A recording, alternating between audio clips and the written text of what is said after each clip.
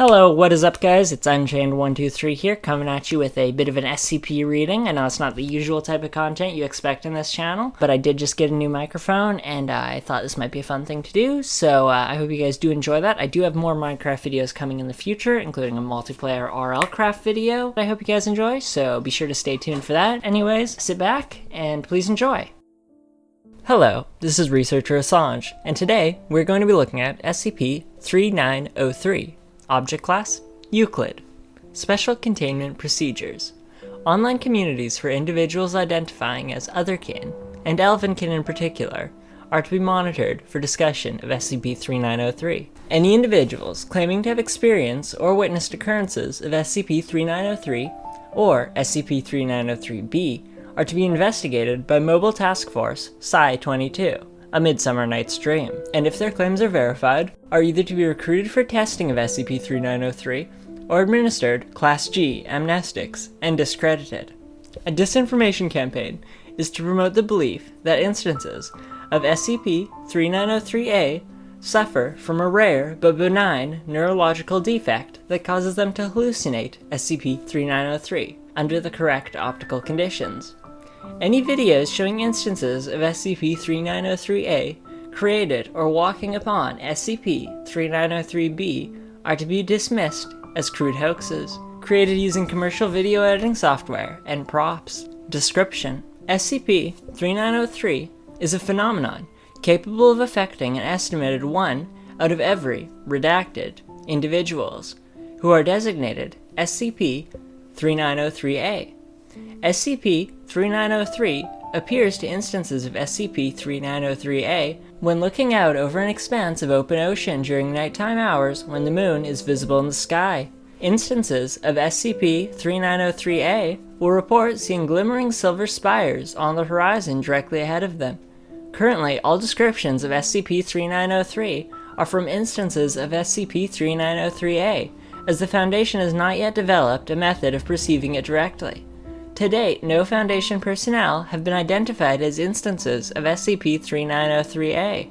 If an instance of SCP-3903-A skips a stone towards SCP-3903, each bounce of the stone will cause a circular disc of silvered glass, SCP-3903-B, to expand outwards until the ripples have visibly dissipated or it collides with a solid object, including other occurrences of SCP-3903-B. Each disk will remain temporarily fixed on the ocean's surface, unable to be moved by any known method. By bringing a sufficiently large quantity of skipping stones with them, instances of SCP-3903-A may create a path of SCP-3903-B long enough to reach SCP-3903 on the horizon, approximately 5 kilometers from their starting position. Any other method of travel will result in SCP-3903 remaining on the horizon relative to the position of the observer. Proficiency at stone skipping, as well as sufficient strength and endurance to carry a large quantity of stones for several kilometers is required to reach SCP-3903. SCP-3903-B instances will require both the presence of moonlight and the absence of sunlight to form and remain intact. When the moon sets or is obscured, or the sun rises, any extant instances of SCP-3903-B will vanish. Simultaneous testing involving 2 SCP-3903-A instances approximately 1,000 kilometers apart has resulted in both instances and their escorts meeting outside of SCP-3903 upon reaching the end of their separate paths.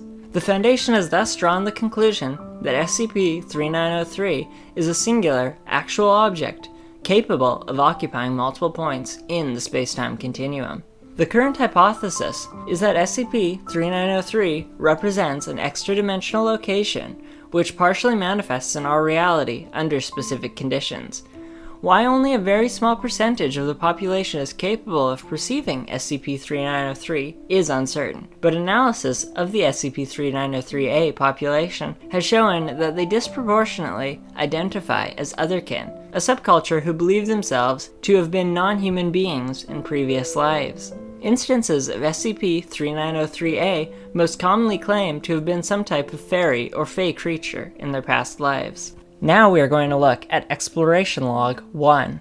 This was the first test where an instance of SCP-3903-A was able to reach SCP-3903. Test participants include SCP-3903-A1, Elliot Carling, and Foundation Agent Joseph Gromwell. Each team member was provided with a body camera, GPS tracking bracelet, flashlight, emergency flotation device, and appropriate clothing, along with a backpack filled with bottled water, rations, first aid kit, a satellite phone, and notebook. Agent Gromwell was armed with 2 sidearms and cartridges of iron, silver, and beryllium bronze bullets. Gromwell was to follow alongside Miss Carling and carry a 20-kilogram bag of skipping stones for her. Their mission was to reach SCP-3903 and, if possible, gain entry to it. Begin log. 2100 hours. Agent Joseph Gromwell.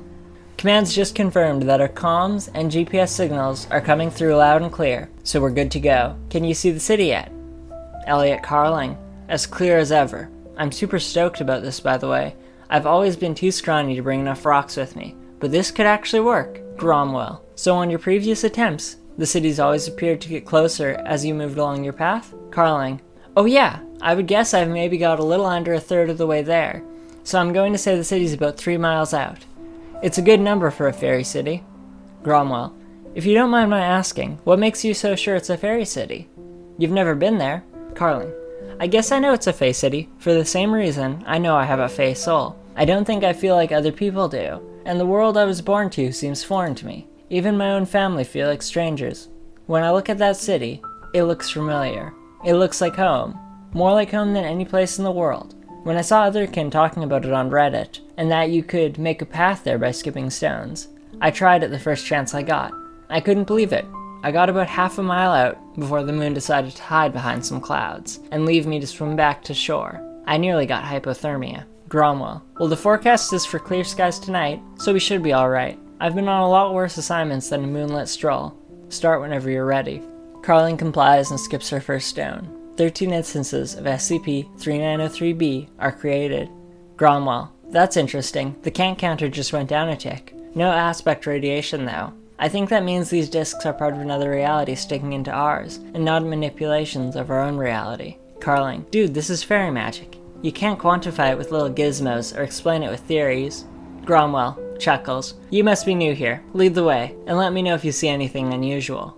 Carling starts out towards the horizon, with Gromwell following behind. Carling, singing, and all will turn to silver glass, and light on the water, gray ships pass into the west. Skip to 2100 hours and 19 minutes. Gromwell, GPS says we're 1.65 kilometers out to sea, so we're officially past the 1 mile mark. See anything new? Carling. Yeah, actually, the city has a sky glow now. I've never noticed that before. It's like it has a soft silvery white aura. I always thought it was reflecting moonlight before, but now I think that's its own light. Gromwell. Notice anything else? Carling. There's definitely a wall encircling the city. Smirks. A big beautiful wall. Huge. Seriously, it's a gorgeous stone wall. Probably 100 feet high at least. I think there's a harbor too. Great silver ships with moon-white sails. Give me another handful of stones. I have to get a closer look. Skip to 2133. Carling. Do you see those birds? Gromwell. No, I don't see any birds. Describe them. Carling. They're seagulls, except they're all white. Like pristinely white, with black eyes and legs and silver beaks. Gromwell. Fairy gulls or not, I bet they love french fries. Carling. Their voices are strange too. Their cries aren't harsh like a seagull's. It's triumphant. That's the only way I can describe it. Gromwell. What are they doing? Carling. They're just flying around. Normal bird stuff. I don't think they've noticed us. Gromwell. Let me know if that changes, and give me a heads up if one tries to shit on me. Carling. Will do. Skips to 2149. Carling. Okay, now I hear music. Gromwell. Music? Carling. From the city. It's faint, but it's beautiful. Ethereal. Heavenly. Fairy music. String and wind instruments mostly, I think. We're so close, I think I can make out a gate in the city walls. Almost there. Skip to 2202. Carling. Can you still not see it? We're right in front of it. Gromwell. I can't, but the cant counter is getting a reading of 0.77. so there's definitely something freaky here. Tell me what you see. Carling. It's so beautiful. Everything's made from glistening white marble, bounded with mithril, and encrusted with diamonds that sparkle like stars. There are silver banners blowing in the wind. The spires are too tall and splendor to be made from stone. They have to be magic. The music is so joyous, I can hear laughter now too. There's a celebration. Maybe this is just what every day is like here. To either side of the gates is a colossal statue, taller than the Statue of Liberty, and they just sounded trumpets. Cromwell. Does it sound like an alarm? Carling. No, a greeting. They're opening the gates. Cromwell. Is anyone coming out? Carling. There's a girl, a fairy girl, standing in front of the gates. She's beautiful. I know her. Cromwell. You recognize her? Carling. I do. I remember. At this point, Elliot Carling runs straight forward into open water. Instances of SCP-3903-B from beneath each foot as it strikes the surface, supporting her. Subsequent testing has confirmed that other instances of SCP-3903-A have this ability as well when they perceive themselves to be in immediate presence of SCP-3903. Agent Cromwell pursues her for approximately 12 seconds, at which point Carling vanishes, and her GPS bracelet ceases to transmit. This is accompanied by a flash of green light and drastic but brief plunge in Hume levels. Agent Cromwell radios in the event and requests assistance. He shouts for Carling for several minutes and performs a rudimentary investigation of the immediate area.